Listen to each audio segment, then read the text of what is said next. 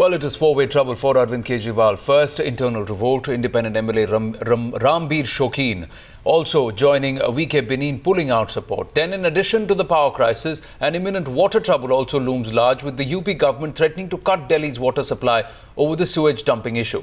Well, the Jan Lokpal drama also showing no signs of ending. Centre and Delhi government clashing over the passage of the bill, and now Kejriwal once again reiterating his threat, saying he will resign if the government doesn't give in to his demand.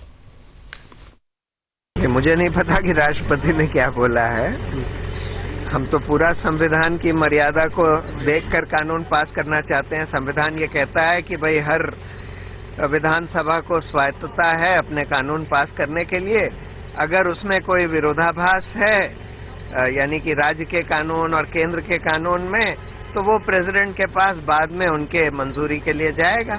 हम लोग भी यही चाहते हैं, लेकिन यहाँ तो ये कहा जा रहा है कि कानून पास करने से पहले केंद्र सरकार या प्रेसिडेंट की मंजूरी लीजिए। ये तो संविधान में कहीं नहीं लिखा है, तो संविधान के खिलाफ है। ये तो राज्य के विधानसभा के स्वायत्तता के खिलाफ है।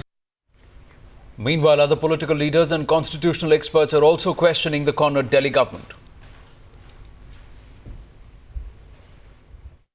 केजरीवाल जो कुछ बोल रहा है अपने जन लोकपाल बिल को लेकर, तो इसके बारे में मेरा यही कहना है कि जो हमारा देश है, चाहे वो केंद्र की सरकार है या राज्यों की सरकार है, वो भारतीय संविधान के मुताबिक चलती हैं। और जो लोकतंत्र है, जो इसका रवैया है केजरीवाल का, तो वो तानाशाही वाला हमें लगता है।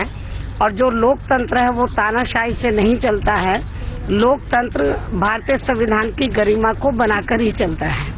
तो जो कुछ वो कर रहा है, जो भी कदम उठा रहा है, तो उससे हमारी पार्टी बिल्कुल सहमत नहीं है। इसकी कड़े शब्दों में निंदा करती है।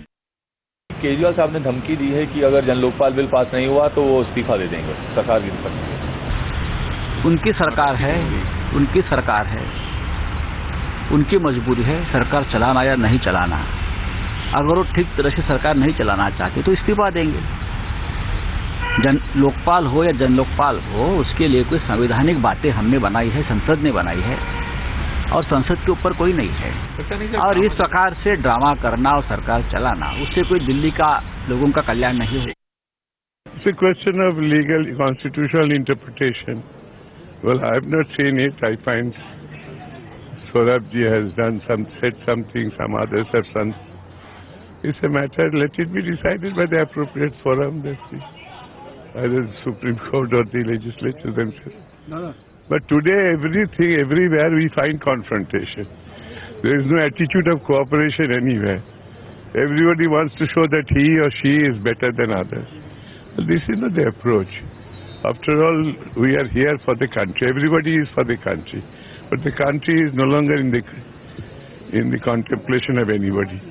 It's personal or so-called party or so-called sectional interests. And of course, media is at the top. Sir, constitution की बात कहते हैं वो कि उन्होंने कॉन्स्टिट्यूशन की शपथ ली थी और उसके बाद कई बार ऐसा हुआ कि उन्होंने खुद जो है उसका उल्लंघन हम किया। क्या बोलेगा, बोलिए ना, वो दिल्ली का जनता तय करेंगे क्या किया है। तो ये हम सोचते मोहल्ला पॉलिटिक्स से कोई